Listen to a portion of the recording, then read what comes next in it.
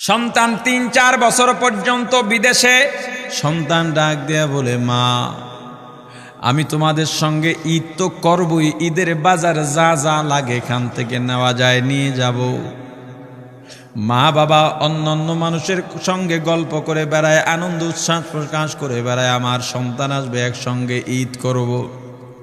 ২৭ রোজার রাতে সন্তান ফোন দিয়া বলে, বাবা আমি আগামীকাল রওনা দিলে রাত ২টা-৩টায় গিয়া ঢাকায় নামবো, আমি সাহারি তোমাদের সঙ্গেই খাবো। মা বসে আছে, মায়ের সন্তানের বাবাও বসে আছে, সন্তান আসবে।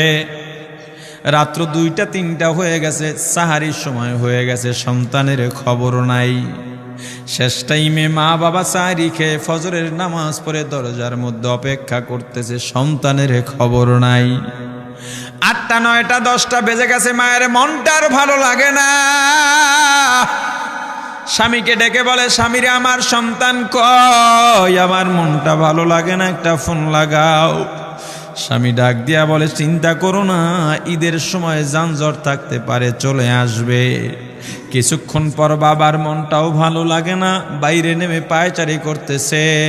হঠাৎ করে একটা ফোন চলে আসছে। সন্তানের ফোন দেখে বাবার সে কি আনন্দ।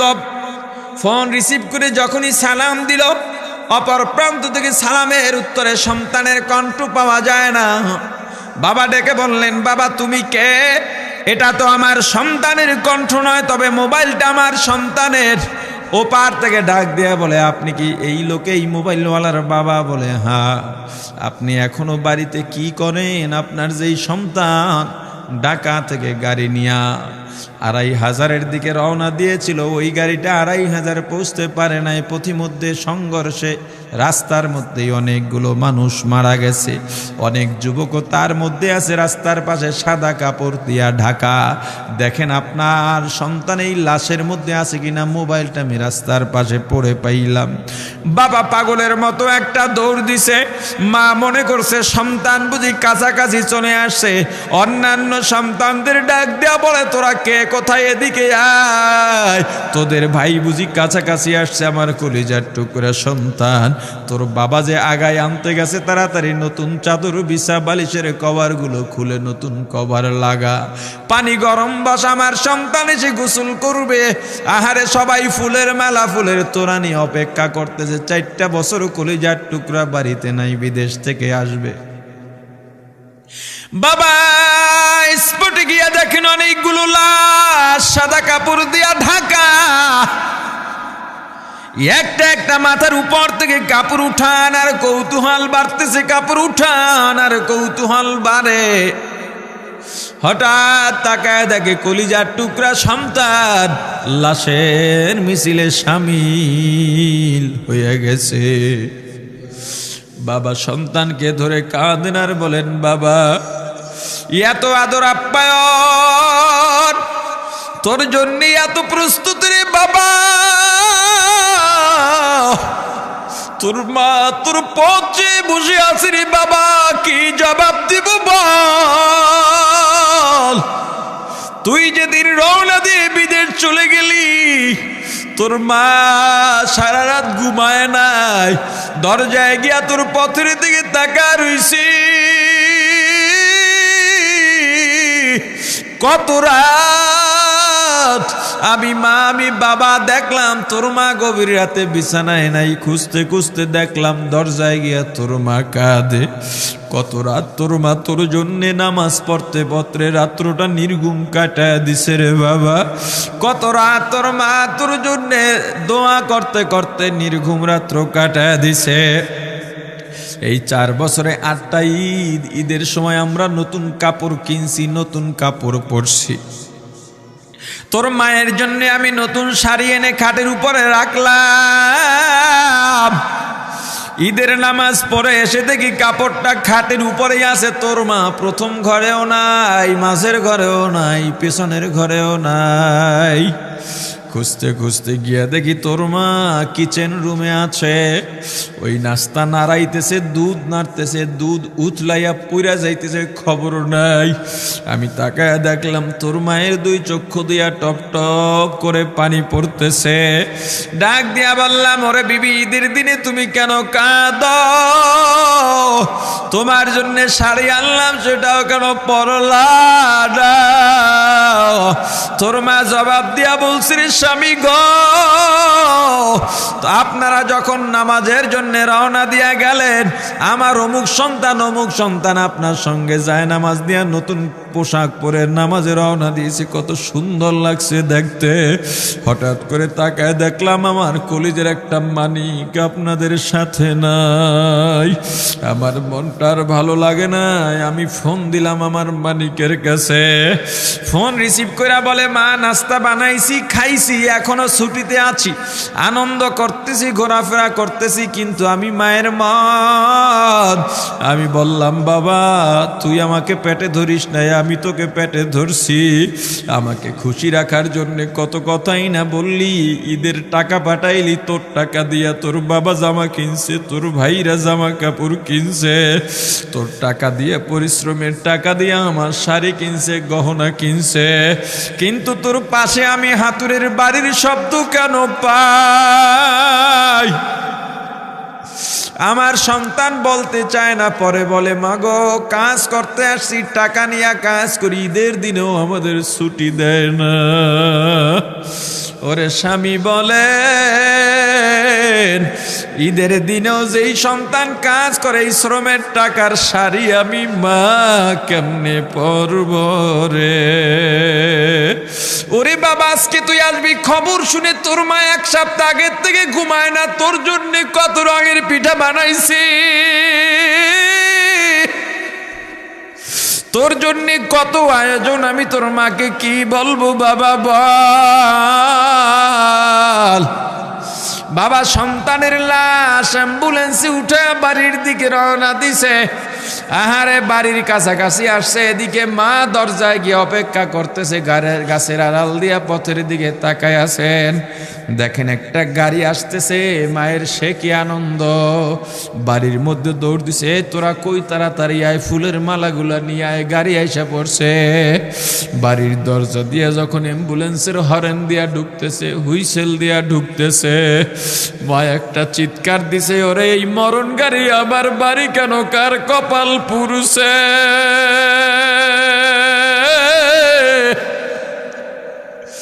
অ্যাম্বুলেন্সের দরজা খুলে তাকায় দেখি কলিজার টুকরা সন্তান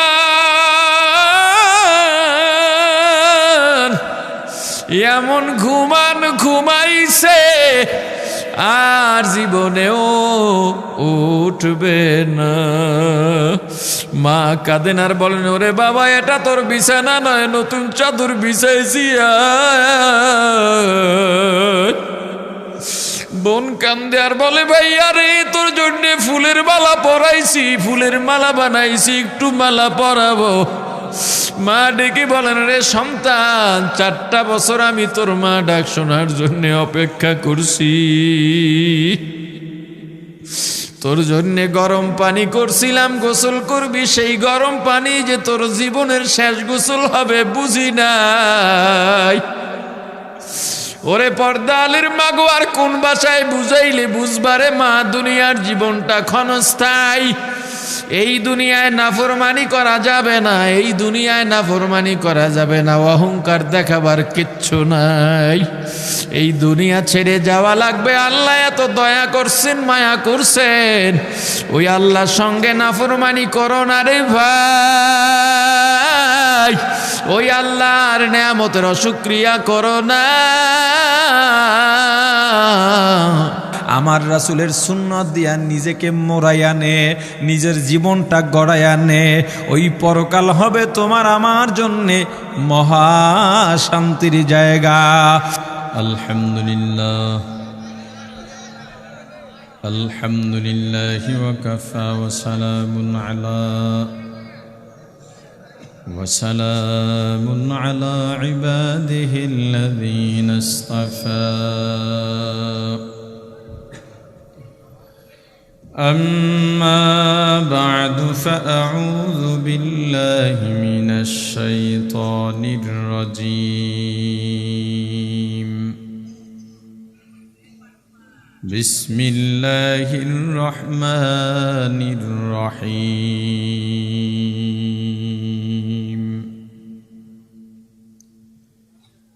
كيف تكفرون بالله وكنتم أمواتا فأحياكم ثم يميتكم ثم يحييكم ثم إليه ترجعون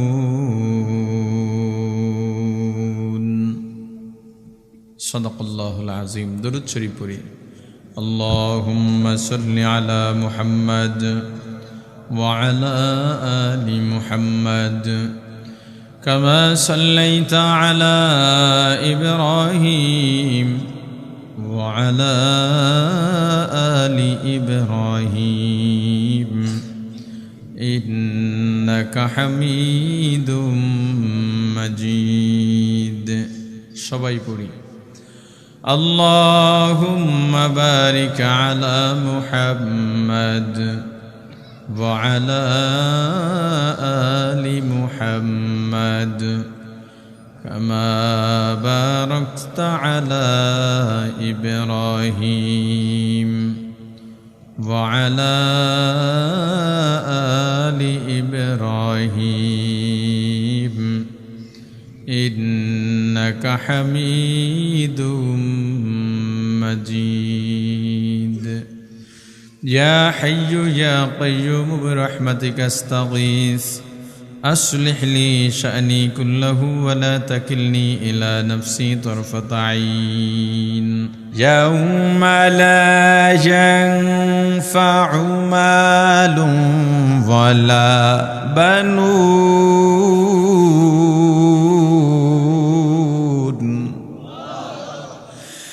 إلا من أتى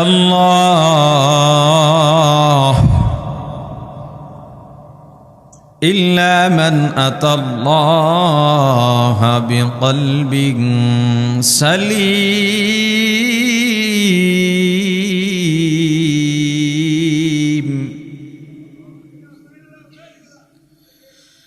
إلا من أتى الله بقلب سليم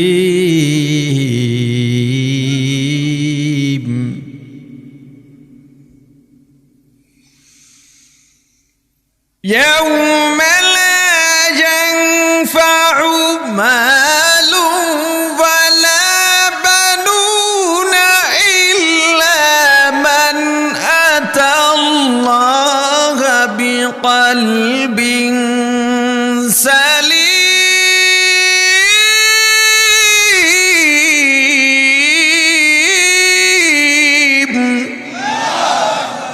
আল্লাহ রাব্বুল আলামিন কিয়ামতের ময়দানে এই ঘটনাকে লক্ষ্য করে আল্লাহ বলেন কিয়ামতের ময়দানে লা ইয়ানফা কোনো উপকারে আসবে না, কোনো ফায়দা দেবে না। মালুন, হে মালদার ভালো করে শোন, সম্পদ জমাইছো দুনিয়ার মধ্যে মাতুব্বরি করা যায়, কিয়ামতের ময়দানে সম্পদ কোনো কাজে আসবে না। ওয়ালা বানুন, সন্তান সন্ততিও কোনো কাজে আসবে না। পয়গম্বর ইব্রাহিমকে আল্লাহ খলিলুল্লাহ বলেছেন। পয়গম্বর, কোন একজন পয়গম্বর এই সন্তানও তার বাবার কাজে আসে নাই, আসেনি, তাহলে কি কাজে আসবে? ইল্লা মান আতাল্লাহ বিকলবিন সালিম। আল্লাহ বলেন বাপ পিতা পুত্রের পরিচয় কোনো লাভ হবে না, দুনিয়ার কোনো পদ পদবি দিয়া লাভ হবে না। তবে যারা একটা শুদ্ধ কলব, বিকলবিন সালিম, শুদ্ধ কলব নিয়ে আমি আল্লাহর কাছে আসবে, তাদের দাম, কিসের দাম? শুদ্ধ কলবের দাম। মুসলমান ইমানদার, আল্লাহ রাব্বুল আলামিন ডাক দিয়া বলেন বান্দা, আমি আল্লাহ অবকাঠামোগত দিক দিয়া সবচেয়ে সুন্দর করে মানুষ বানাইছি। শুধু সুন্দর নয়, ওয়ালাকাদ কাররামনা বানি আদম, বনি আদমকে আমি আল্লাহ অতি সম্মানী করে পাঠাইছি। কতটা সম্মান এবার আবার বলেন। নিজের ইমানের উপরে অটল থাকবেন, যেটা নিজে জানেন ওইটাই বলবেন, উল্টা পাল্টা বলার দরকার নাই। বুঝে শুনে বলেন মানুষের ক্ষমতা বেশি নাকি হাতির শক্তি বেশি মানুষের শক্তি বেশি নয়, হাতির শক্তি বেশি। কোন বিবিকে আপনি বললেন মানুষের শক্তি বেশি? কোনোদিন না। হাতির শক্তি 100, হাতি 100 মানুষের থেকেও আল্লাহ বেশি দিয়েছেন। কিন্তু একটা হাতির এত শক্তি থাকার পর হাতির পিঠের উপরে 10, 12, 14, 15 বছরের একটা বালক হাতির পিঠের উপরে বসে আছে। হাতিটা রাস্তা দিয়ে হাঁটতেছে, ছোট্ট বালক পায়ের বৃদ্ধাঙ্গুলি দিয়া হাতির কানের গোড়ায় খোঁচা মারে। হাতি দাঁড়ায় যায়, দোকানে যায়, দোকানদার 10 টাকা দিছে, আবার আর এক পায়ের আঙ্গুল দিয়া খোঁচা মারে, টাকা ছুঁড়ে মারে। দোকানদার বলে, হেরে ভাই, আমি গরিব মানুষ, কয় টাকা ইবা বেচা কিনা হয়, 10 টাকাই নাও। পোলায় আবার খোঁচা মারে, এবার হাতি সু দিয়া টাকাটা নিয়ে আহে। ছোট একটা বালক হাতিকে বসতে বললে বসে, দাঁড়াইতে বললে দাঁড়ায়, হাঁটতে বললে হাঁটে। এত শক্তি থাকার পরেও এই ছেলেকে কেন মানে? ভয় ডরে না, শক্তি বেশি এজন্যে না, না, সম্মানের কারণে। কিসের কারণ? সিংহবাগ। গত সপ্তাহে একটা ভিডিও দেখলাম, 8 বছর পরে, 8 বছর আগে বাঘের 2টা বাচ্চা বিদেশের এক লোক লালন পালন করছে। পানিতে ভেসে ভেসে আসছে, কোথা থেকে আসছে, লালন পালন করছে, বড় হয়ে গেছে। একটা সাফারি পার্কের মধ্যে রাখতো, নিজের হাতে খাওয়াইতো। এরপরে একটা কাজে 8 বছরের জন্য দূরে চলে গিয়েছে। 8 বছর পরে ওই লোকটা আবার আসছে। বাঘ 2টা দেখে সঙ্গে সঙ্গে লাফাইতে লাফাইতে এসে মালিকের গলা জড়াইয়া ধরছে। বাঘে মানুষ পাইলে খায়?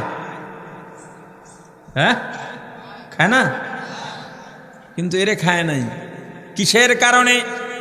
মানুষের সম্মান।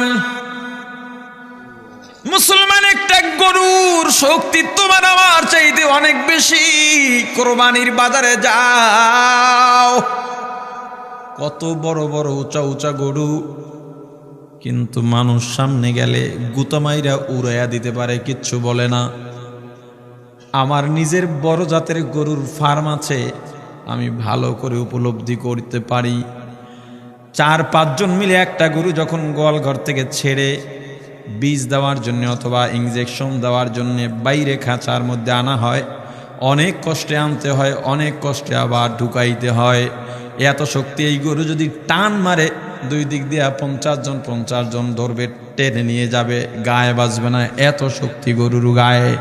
এরপরও গরুটা ছোট ছোট কয়েকটা রাখাল নিয়মিত ধোয়ায়, নিয়মিত খাবার দেয়, নিয়মিত গরু দোয়ায়, দুধ দহন করে। একটাবার গুতাও মারে না, লাত্তিও মারে না, যা বলে তাই শোনে। কি মানুষের শক্তি বেশি এজন্যে? সম্মানের কারণে। আল্লাহ বলেন, বান্দা,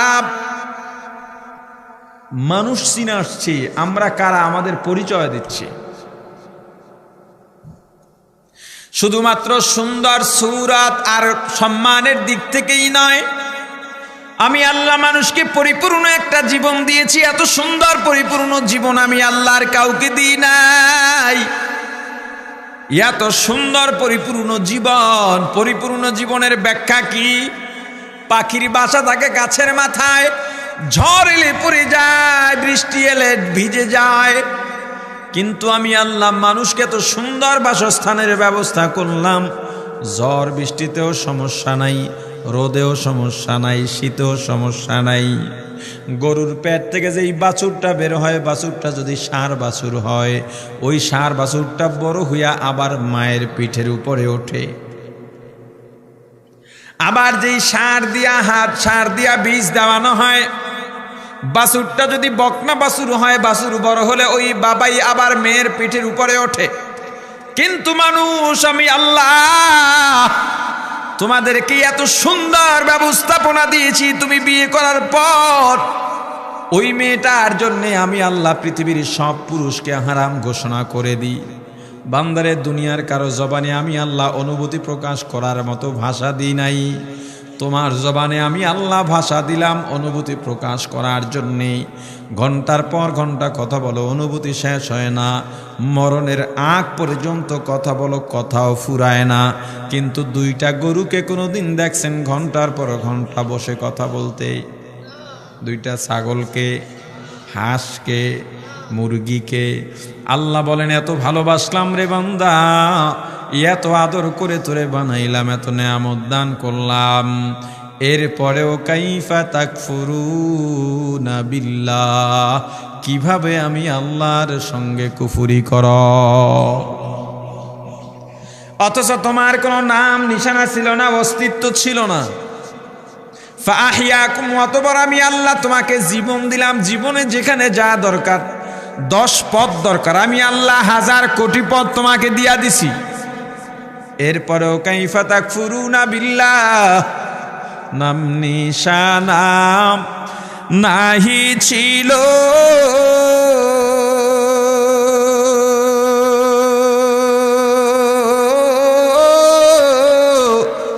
শিশু জীবন কে বাদিল, কার দয়াতে আসলি রে তুই, মায়েরি উদার, না মানলি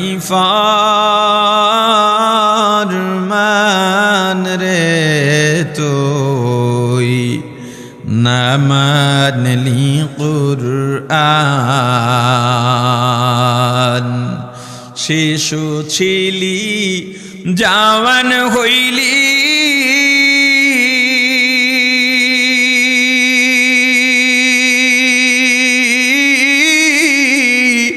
নানা ভাবে স্বাদ মিটাইলি, আল্লাহ রাসূল ভুলে রইলি, আসিয়া ভুবন,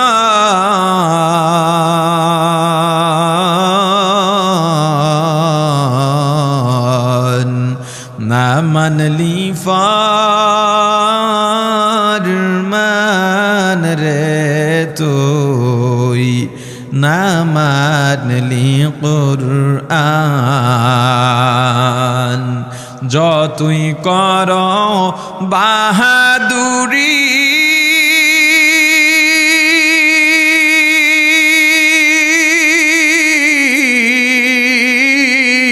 এই দুনিয়া নয় তোর বাড়ি, যেতে হবে সবই ছাড়ি, কবর মাজার,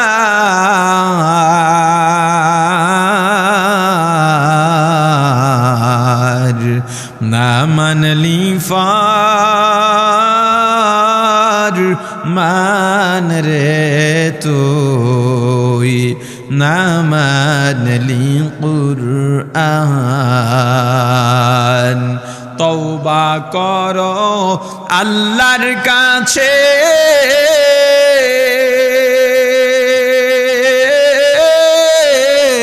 তওবার দরজা খোলা আছে, ক্ষমা করলে করতে পারেন তিনি যে রহমান,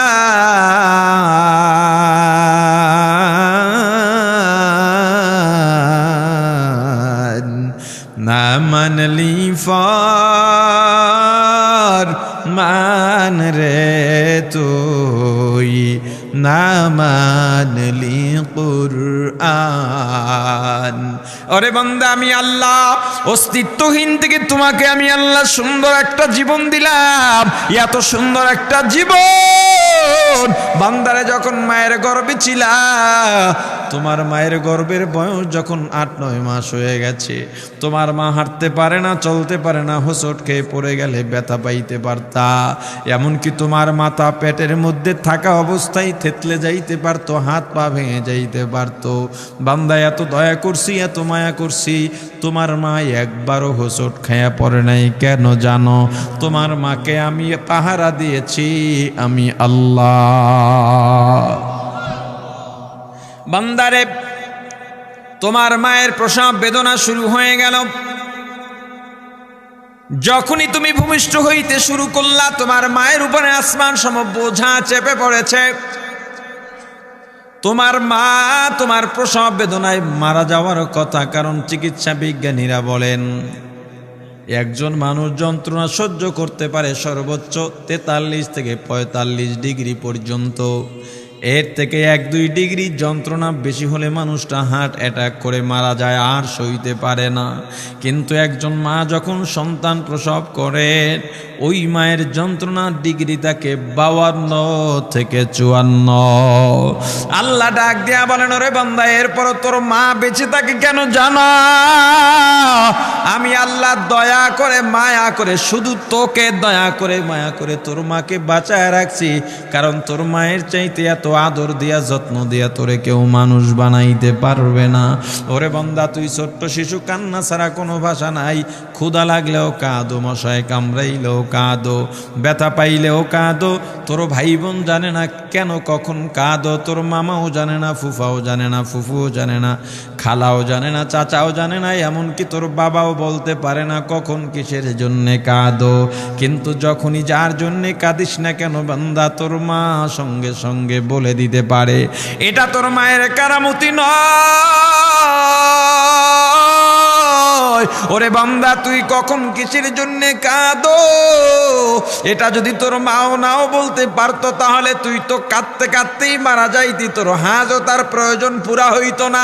বান্দারে, আমি আল্লাহ তোকে দয়া করে মায়া করে তোর মায়ের মধ্যে আমি আল্লাহ একটা সেন্সর লাগাই দিছি। যখনই তুই ব্যথা পেয়ে কাঁদিস, তোর মা সঙ্গে সঙ্গে বলতে পারে, সেন্সরে ধরা পড়ে যায়। এখন যে গাড়িগুলো চলে, এগুলো ডিজিটাল নেম প্লেট আছে, ডিজিটাল নেম প্লেট, অর্থাৎ যেটার মধ্যে গাড়ির নাম্বার লেখা থাকে, এখানে একটা সেন্সর আছে। আগে যেমন কাগজপত্র বিআরটিতে গিয়া এরপরে যাচাই করা লাগতো ট্রাফিকের, সেটাই এখন আর লাগে না। অনেক দূর থেকে সেখানে যদি একটা লাইট মারে, বিশেষ লাইট, ওই সেন্সরে ধরলেই বলে দিতে পারে এই গাড়ির কাগজপত্র ঠিক আছে না নাই। যদি আর একটু আপডেট করেন দেশের বাইরে, আমরা যেমন টোল দিই, টোল প্লাজা আছে, দাঁড়াইয়া টোল দিই, টোল দেওয়া লাগে না। গাড়ির গ্লাসের মধ্যে একটা সেন্সর লাগানো থাকে, ওই সেন্সরের মধ্যে আমার কি বলে এটিএম কার্ড যে আছে, মাস্টার কার্ড, ক্রেডিট কার্ড, এটা সংযোগ দেওয়া আছে। আমি যখন ব্রিজের নিচ দিয়া যাব, অটোমেটিকভাবে ওই সেন্সর দিয়ে আমার টাকা কেটে নিয়ে যাবে, আমার মোবাইলে মেসেজ আসবে। মানুষজন এত বুদ্ধি কোথায় পাইল? আল্লাহর দেওয়া জ্ঞানের বাইরে কোনো মানুষ নিজের থেকে জ্ঞান অর্জন করতে পারে না। মুসলমান ইমানদার, এখনো তো সুপার সবগুলোতে যান, ঢাকার মার্কেটে যান, সুপার মার্কেটে যাবেন, নিজের মন মতো সব বাজার করবেন, কাউকে লাগে না। টলি আছে, টলির মধ্যে নেন। কাউন্টারে যাওয়ার পর আপনার একটা পণ্য সামনে ধরবার, একটা দেখছেন নি মেশিনে টিপ দেয়, এখানে টিপ দেয়, একটা হাতে হাতল ধরার মতো দেখতে, হুক্কার মতো টিপ দেয়। কম্পিউটারে দাম উঠে যায়, এটার দাম কত, ওখানে দাম লেখা নাই, বারকোড দেওয়া আছে, সেন্সর দেওয়া আছে। আল্লাহ বলেন, ওরে বান্দা, আমি আল্লাহ তোর মায়ের ভিতরে একটা সেন্সর লাগিয়ে দিয়েছি। ওই সেন্সরটার এত পাওয়ার, তুই যখন ক্ষুধা লাগলে কাঁদিস, সঙ্গে সঙ্গে সেন্সরে ধরা পড়ে যায়, তোর মা খাবার দেয়। কি বিশ্বাস হয় না? আমার কথার সঙ্গে একটু মিলায় নেন। ঘরের মধ্যে গভীর রাত, ছোট্ট শিশু কান্না করতেছে, আপনার বিবি ঘুমায়, কান্নায় আপনার ঘুম ভেঙে গেছে, আপনি কোলে নিছেন তাও কান্না থামে না। বিবিকে ধাক্কা দিয়া উঠাইলেন, কিরে বাচ্চা কাঁদে, তুমি কেন ওঠো না, একটু খাবার দাও, কান্না বন্ধ করাও। ছেলে মেয়ের মা ডাক দেয়া বলে, না ওর এখন ক্ষুধা নাই, ক্ষুধার জন্য কাঁদে না। বলে কেন কাঁদে, একটু ফ্যানটা ছেড়ে দেন।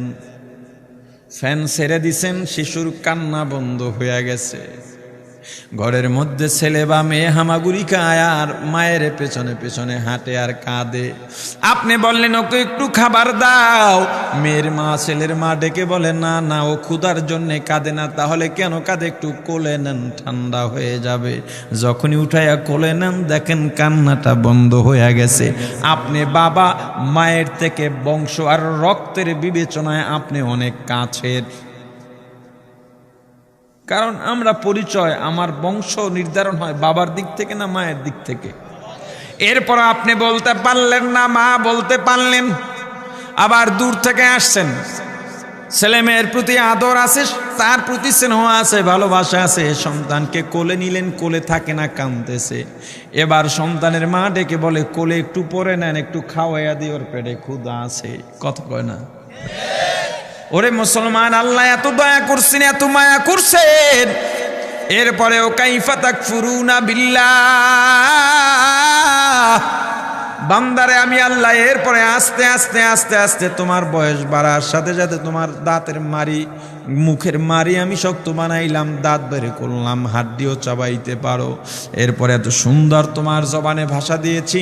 ওরে বান্দা আস্তে আস্তে যৌবন দিয়া দিলাম। যখনই যৌবন পাইলা তখনই আমি আল্লাহর বিরুদ্ধে নাফরমানি শুরু করলা। ওরে বান্দা আমি আল্লাহ তোমার এক পদের খাবার দরকার, কোটি রকম খাবার দিয়া দিছি। বান্দারে তোর এক পেয়ালা পানি দরকার, আমি আল্লাহ সাগরকে সাগর পানি দিয়া দিলাম। তোর একটু অক্সিজেনের দরকার, আমি আল্লাহ আসমান জমিনের মাঝখানের জায়গাটা অক্সিজেন দিয়ে ভরে দিয়েছি রে বন্দা। ওরে বন্দা এত দয়া করছি, মায়া করছি, সারাদিন কাজ করে ক্লান্ত হয়ে যাস, আমি আল্লাহ রাত্র দিলাম বিশ্রামের জন্যে। অথচ আমি আল্লাহ আল্লাহ তাখুদুহু সিনাতুম ওয়ালা নাওম, আমি আল্লাহ ঘুমাই না, আমাকে ঘুমেও ধরে না, তোমরাও ধরতে পারে না। কেন জানিস রে বান্দা, গভীর রাতে উঠে আমি আল্লাহকে যদি আল্লাহ বলে ডাক দাও, আমি আল্লাহ যদি ওই সময় ঘুমায়া থাকি, তোর ডাকে কে সাড়া দিবে বল? কিন্তু বান্দা আমি আল্লাহ তোকে ডাকছি ওই গভীর রাতে, আমি আল্লাহ তোকে পাই নাই, তোর কি লাগবে গভীর রাতে উঠে আমাকে বল। এই এলাকার জমির জবর দখল বাজরা তোমার জমি নিয়ে গেছে, শক্তিতে পারো না, রাত তো পয়রা রয়েছে তোমার। তোমার দোকান একজনে দখল করে নিয়ে গেছে, মামলায় জিততে পারো নাই, রাত্র তোমার জন্য পড়ে রইছে আল্লাহর সঙ্গে বলার জন্য। রাত্রটা তুমি বেছে নাও। ওরে মুসলমান ইমানদার, একজনের টাকা নিছে, টাকা দেয় না, টাকা উঠাইতেও পারো না, বিচার ব্যবস্থায়ও কাজ হয় নাই, তোমার জন্য আল্লাহ রাত্র রেখে দিয়েছেন। ওরে বান্দা তোর কি লাগবে আমাকে বল, শুধু একটু বল, আমি এত নেয়ামত দিছি, নেয়ামতের শুকরিয়া আদায় করার কিচ্ছু লাগবে না। বান্দারে এত দয়া করছি, মায়া করছি, এরপরে আমি আল্লাহর থেকে কিভাবে মুখ ফিরায় তা করি। বান্দারে ফজরে ডাকি পাই না, জোহরে ডাকি পাই না, আসর মাগরিব এশায় ডাকি পাই না, তোকে আমি রমজানের সাহারিতে ডাকি পাই না, তেলাওয়াতে জিকিরে ডাকি পাই না, ওয়াজের মাহফিলে ডাকি পাই না, উলামা ইকরামের তরবিয়তে ডাকি পাই না। ওরে বান্দা বল, কিয়ামতের ময়দানে তুইও আমাকে ডাকবি কিন্তু পাবি না। কিয়ামতের ময়দানে এই দুনিয়ায় যারা আল্লাহ থেকে গাফেল, যারা উদাসীন, কিয়ামতের ময়দানে জাহান্নামে পড়ে আজকে দুনিয়াতে একবার যদি আল্লাহকে ডাক দেওয়া হয়, আল্লাহ একটা ডাকের জবাবে 100 বার মতান্তরে 10 বার জবাব দিয়া দেন। আজকে আল্লাহকে যারা ডাকো নাই, কিয়ামতের ময়দানে জাহান্নামে পড়ে আল্লাহকে ডাকবা। ডাকতে ডাকতে ডাকতে ডাকতে 1000 ডাকার পরে আল্লাহ একবার জবাব দিবেন, ডাকিস কেন? জাহান্নামী বলবে, আল্লাহ আমার পানির পিপাসা লাগছে, পানি চাই। আল্লাহ ফিরিস্তাদের ডাক দিয়া বলবেন, ও ফিরিস্তারা, ওরা পানি চায়, ওদের জন্য কোন পানি বরাদ্দ আছে? ফেরেশতারা ডাক দেয়া বলবে, আল্লাহ ওদের এমন পানি জাহান্নামীরা জ্বলতে জ্বলতে পুড়তে পুড়তে জাহান্নামীদের গায়ের রক্ত, গায়ের চর্বি, গোস্ত, হাড্ডি যেখান থেকে পুইজের নহর হয়ে গেছে, ওই দুর্গন্ধ পুইজ হইল ওদের পানি। আল্লাহ বলেন, যা ওদের প্রাপ্য ওদের বুঝাইয়া দে, আমাকে ডিস্টার্ব দিতে নিষেধ কর। আমি আমার বান্দাদের নিয়ে ব্যস্ত আছি। যেই বান্দারা দুনিয়ার মধ্যে আমি আল্লাহকে দেখে নাই, রাসূল দেখে নাই, জান্নাত দেখে নাই, জাহান্নাম দেখে নাই, দুনিয়ার মধ্যে অহংকারও দেখায় নাই, রিক্সা চালাইছে, ঠেলা ঠেলছে, অটো চালাইছে। হে গরিবের দল, এই ময়দানের মধ্যে যত মানুষ আছেন রে বাবা, বেশিরভাগ গরিব মানুষ। বড় লোকরা ওয়াজে কম আসে, তারা ওয়াজের ময়দানে কম বসে, যদিও আসে স্টেজে একটু বৈশা ছয় কুম দিয়া চলে যায়, এরপর আর থাকে না। এই গরিবের দলই জান্নাতে আগে কেন যাবে এবার বুঝে নেন। আমার রাসূল বলেছেন, ধনী আর গরিব একই ক্যাটাগরির জান্নাতে যদি হয়, সেক্ষেত্রেও গরিব ধনীর 500 বছর আগে জান্নাতে চলে যাবে। আল্লাহ রাব্বুল আলামিন ডেকে বলবেন, হে ফেরেশতারা, দুনিয়ার মধ্যে আমার গরিব বান্দা রিক্সা চালাইছে, হাত দিয়া প্যাডেল মারতে হয়, হাত দিয়া হ্যান্ডেল ধরতে হয়, পা দিয়া প্যাডেল মারতে হয়, জবানটা কোনো কাজে লাগে নাই। তখন জবানের মধ্যে ছিল আল্লাহ আল্লাহ আল্লাহ আল্লাহ আল্লাহ আল্লাহ আল্লাহ আল্লাহ। আমার বান্দার জবান থেকে লা ইলাহা ইল্লাল্লাহর জিকির ছোটে নাই, আল্লাহ জিকির ছোটে নাই, আল্লাহু আকবার জিকির ছোটে নাই। ওরে ফেরেশতারা, আমার বান্দা যখনই আজানের আওয়াজ পাইছে, রিকশার চাকায় তালা লাগাইয়া মসজিদের মধ্যে চলে গেছে। আমার বান্দা নরসিংদী, মাধবদী, এই শেখদী এলাকায় যত গার্মেন্টস আছে, বড় বড় কাপড়ের কারখানা আছে, ওখানে কাজ করে। জোহরের নামাজের সময় জিএম ছুটি দেয় না, এমডি ছুটি দেয় না। মনের কষ্ট নিয়ে এক কোনায় দাঁড়াইয়া শুধু ফরজ 4 রাকাত পইরা কাজের মধ্যে লাগে গেছে, সারাদিন মনটাও ভালো না।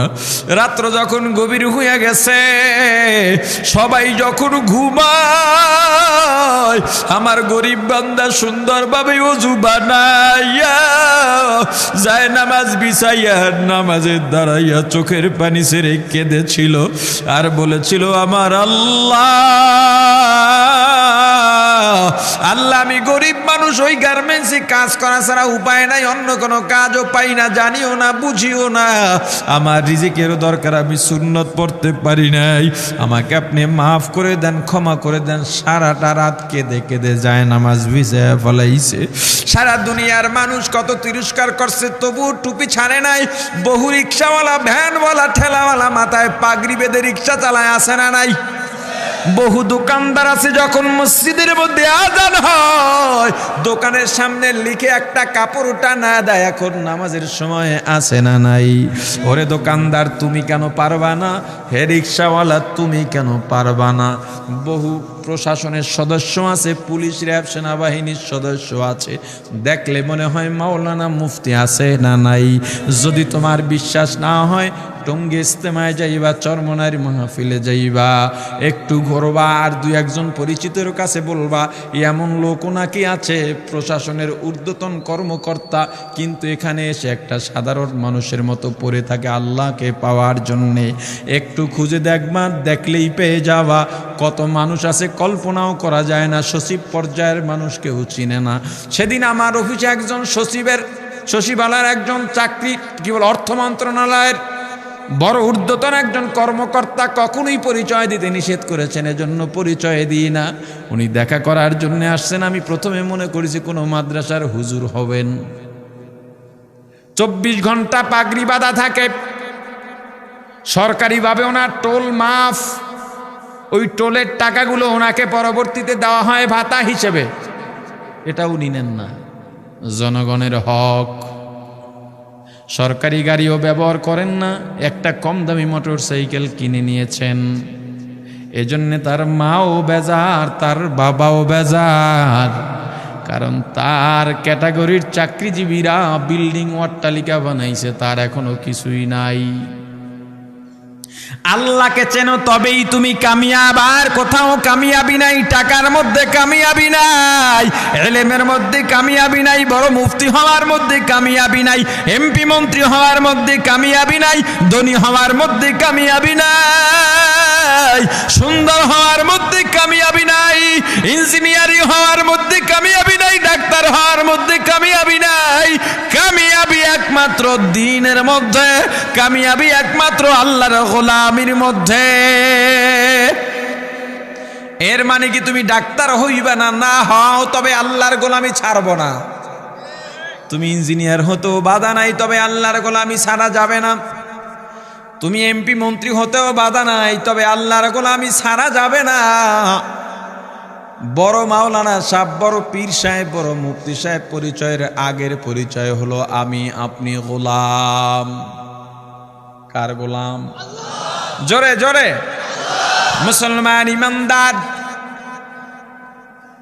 এই যে আল্লাহ দুনিয়াতে পাঠাইলেন, এই দুনিয়াটাই শেষ নয়, মনে রাখবা। সুম্মা ইউমিতুকুম, আবার মরা লাগবে। মরা লাগবে কিনা? এই মরাটাও শেষ নয়। সুম্মা ইউহয়িকুম, আবার জীবিত করা হবে, জীবিতটাও শেষ নয়। সুম্মা ইলাইহি তুরজাউন, আল্লাহর কাঠগড়ায় ফিরে যাওয়া লাগবে। মরার চিন্তা অন্তরে যদি থাকে আল্লাহর গোলাম, তাহলে আর কুফরি করতে পারো না, নাফরমানি করতে পারো না, আল্লাহর নিয়ামতের অশুকরিয়া করা যায় না। ওরে ২৫০০০-এর আল্লাহর গোলাম, এ যুবক, কোন দিন জানি তুমি মারা যাও তুমিও জানি না, জানো না আমি কোন দিন মারা যাব আমিও জানি না। তোমার আমার মতো কত যুবক মোটর সাইকেল নিয়ে বের হয়, কল্পনাও করেন এখানে মারা যাবে, মারা যায়। আহারে কত মানুষ মারা গেল, খবর শোনার পর কি বলে, আরে কালকে রাত্রেই তো একই দোকানে বসে চা খাইলাম, আজকে চলে গেল। তোমার আমার ব্যাপারেও এমন বলার মানুষের অভাব থাকবে না। মুসলমান ইমানদার, যেদিন মারা যাব, কুল্লু নাফসিন যায়িকাতুল মাউত, প্রত্যেক মুসলমান, প্রত্যেক প্রাণীকে মৃত্যুর স্বাদ গ্রহণ করা লাগবে। দেখো না, বিদেশ থেকে লাশ আসে, গত ১ মাস বা ১.৫ মাস, সর্বোচ্চ ২ মাস আগে ২ ভাই দ্বন্দ্ব করে একজন খুন হয়ে গেল। মা এয়ারপোর্টে গিয়া কাঁদে আর বলে, আমার এক ছেলে খুন হয়ে গেছে, এখন আর এক ছেলে জেলে যাক, ফাঁসি হোক, তা চাই না, আমার ছেলেটাকে ফেরত চাই। ওরে মুসলমান ইমানদার, কামাই করার জন্য দুনিয়া চিনলাম, অথচ যখন মারা যাব দুনিয়ার কেউ ফিরাইয়া রাখতে পারবে না। সন্তান ৩-৪ বছর পর্যন্ত বিদেশে, মা পথের দিকে তাকায় থাকেন, বাবাও পথের দিকে খুশি। সন্তান ডাক দেয়া বলে, মা আমি তোমাদের সঙ্গে ঈদ তো করবই, ঈদের বাজার যা যা লাগে এখান থেকে নেওয়া যায় নিয়ে যাব। মা বাবা অন্যান্য মানুষের সঙ্গে গল্প করে বেড়ায়, আনন্দ উচ্ছ্বাস প্রকাশ করে বেড়ায়, আমার সন্তান আসবে, একসঙ্গে ঈদ করব। ২৭ রোজার রাতে সন্তান ফোন দিয়া বলে, বাবা আমি আগামীকাল রওনা দিলে রাত ২টা-৩টায় গিয়া ঢাকায় নামবো, আমি সাহারি তোমাদের সঙ্গেই খাবো। মা বসে আছে, মায়ের সন্তানের বাবাও বসে আছে, সন্তান আসবে। রাত্র ২টা-৩টা হয়ে গেছে, সাহারির সময় হয়ে গেছে, সন্তানের খবর নাই। শেষ টাইমে মা বাবা সাহারি খেয়ে ফজরের নামাজ পড়ে দরজার মধ্যে অপেক্ষা করতেছে, সন্তানের খবর নাই। ৮টা, ৯টা, ১০টা বেজে গেছে, মায়ের মনটার ভালো লাগে না। স্বামীকে ডেকে বলে, স্বামীরে আমার সন্তান কই, আমার মনটা ভালো লাগে না, একটা ফোন লাগাও। স্বামী ডাক দিয়া বলে, চিন্তা করো না, ঈদের সময় যানজট থাকতে পারে, চলে আসবে। কিছুক্ষণ পর বাবার মনটাও ভালো লাগে না, বাইরে নেমে পায়চারি করতেছে, হঠাৎ করে একটা ফোন চলে আসছে। সন্তানের ফোন দেখে বাবার সে কি আনন্দ। ফোন রিসিভ করে যখনই সালাম দিল, অপর প্রান্ত থেকে সালামের উত্তরে সন্তানের কণ্ঠ পাওয়া যায় না। বাবা ডেকে বললেন, বাবা তুমি কে? এটা তো আমার সন্তানের কণ্ঠ নয়, তবে মোবাইলটা আমার সন্তানের। ওপার থেকে ডাক দিয়ে বলে, আপনি কি এই লোকে এই মোবাইলওয়ালার বাবা? বলে হ্যাঁ। আপনি এখনো বাড়িতে কি করেন? আপনার যেই সন্তান ঢাকা থেকে গাড়ি নিয়া ২৫০০-এর দিকে রওনা দিয়েছিল, ওই গাড়িটা ২৫০০ পৌঁছতে পারে নাই। পথিমধ্যে সংঘর্ষে রাস্তার মধ্যেই অনেকগুলো মানুষ মারা গেছে, অনেক যুবকও তার মধ্যে আছে, রাস্তার পাশে সাদা কাপড় দিয়া ঢাকা। দেখেন আপনার সন্তান এই লাশের মধ্যে আছে কিনা। মোবাইলটা আমি রাস্তার পাশে পড়ে পাইলাম। বাবা পাগলের মতো একটা দৌড় দিছে। মা মনে করছে সন্তান বুঝি কাছাকাছি চলে আসছে। অন্যান্য সন্তানদের ডাক দেয়া বলে, তোরা কে কোথায়, এদিকে আয়, তোদের ভাই বুঝি কাছাকাছি আসছে। আমার কলিজার টুকরা সন্তান, তোর বাবা যে আগায় আনতে গেছে, তাড়াতাড়ি নতুন চাদর বিছা, বালিশের কভারগুলো খুলে নতুন কভার লাগা, পানি গরম বসা, আমার সন্তান এসে গোসল করবে। আহারে সবাই ফুলের মেলা, ফুলের তোড়া নিয়ে অপেক্ষা করতেছে। 4টা বছর কলিজার টুকরা বাড়িতে নাই, বিদেশ থেকে আসবে। বাবা স্পটে গিয়া দেখেন অনেকগুলো লাশ সাদা কাপড় দিয়া ঢাকা। একটা একটা মাথার উপর থেকে কাপড় উঠান আর কৌতূহল বাড়তেছে, কাপড় উঠান আর কৌতূহল বাড়ে। হঠাৎ তাকায় দেখে কলিজার টুকরা সন্তান লাশের মিছিলে শামিল হয়ে গেছে।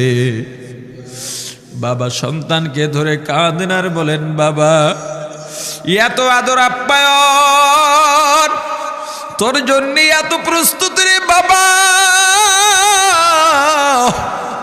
তোর মা তোর পথে বসে আছে রে বাবা, কি জবাব দিব বল? তুই যেদিন রওনা দিয়ে বিদেশ চলে গেলি, তোর মা সারা রাত ঘুমায় নাই, দরজায় গিয়া তোর পথের দিকে তাকা রইছি। কত রাত আমি মা আমি বাবা দেখলাম, তোর মা গভীর রাতে বিছানায় নাই, খুঁজতে খুঁজতে দেখলাম দরজায় গিয়া তোর মা কাঁদে। কত রাত তোর মা তোর জন্যে নামাজ পড়তে পড়তে রাত্রটা নির্ঘুম কাটায় দিছে রে বাবা। কত রাত তোর মা তোর জন্যে দোয়া করতে করতে নির্ঘুম রাত্র কাটায় দিছে। এই 4 বছরে 8টা ঈদ, ঈদের সময় আমরা নতুন কাপড় কিনছি, নতুন কাপড় পরছি। তোর মায়ের জন্য আমি নতুন শাড়ি এনে খাটের উপরে রাখলাম। ঈদের নামাজ পড়ে এসে দেখি কাপড়টা খাটের উপরেই আছে। তোর মা প্রথম ঘরেও নাই, মাঝের ঘরেও নাই, পেছনের ঘরেও নাই। খুঁজতে খুঁজতে গিয়া দেখি তোর মা কিচেন রুমে আছে। ওই নাস্তা নাড়াইতেছে, দুধ নাড়তেছে, দুধ উথলাইয়া পুইরা যাইতেছে, খবর নাই। আমি তাকায় দেখলাম তোর মায়ের 2 চক্ষু দিয়া টপ টপ করে পানি পড়তেছে। ডাক দিয়া বললাম, ওরে বিবি, ঈদের দিনে তুমি কেন কাঁদো? তোমার জন্য শাড়ি আনলাম, সেটাও কেন পরলা না? তোর মা জবাব দিয়া বলছি, স্বামী গো, আপনারা যখন নামাজের জন্য রওনা দিয়া গেলেন, আমার অমুক সন্তান আপনার সঙ্গে যায় নামাজ দিয়া নতুন পোশাক পরে নামাজে রওনা দিয়েছে, কত সুন্দর লাগছে দেখতে। হঠাৎ করে তাকায় দেখলাম আমার কলিজের একটা মানিক আপনাদের সাথে নাই।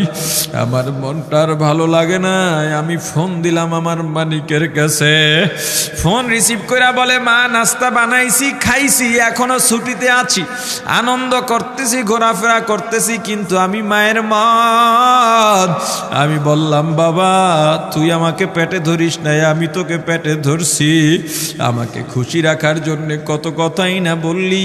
ঈদের টাকা পাঠাইলি, তোর টাকা দিয়া তোর বাবা জামা কিনছে, তোর ভাইরা জামা কাপড় কিনছে, তোর টাকা দিয়ে, পরিশ্রমের টাকা দিয়ে আমার শাড়ি কিনছে, গহনা কিনছে, কিন্তু তোর পাশে আমি হাতুড়ের বাড়ির শব্দ কেন পাই? আমার সন্তান বলতে চায় না, পরে বলে মাগো কাজ করতে আসছি, টাকা নিয়ে কাজ করি, ঈদের দিনেও আমাদের ছুটি দেয় না। ওরে স্বামী বলে ঈদের দিনেও যেই সন্তান কাজ করে এই শ্রমের টাকার শাড়ি আমি মা কেমনে পরব রে।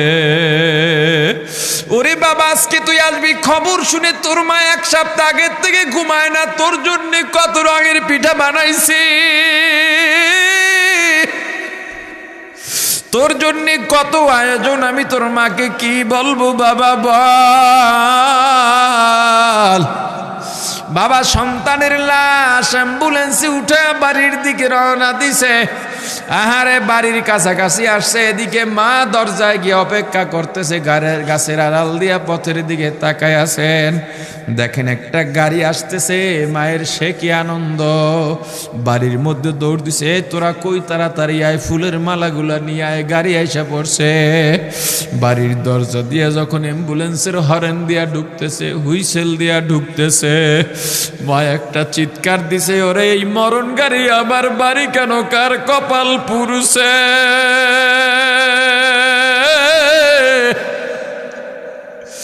অ্যাম্বুলেন্সের দরজা খুলে তাকায় দেখি কলিজার টুকরা সন্তান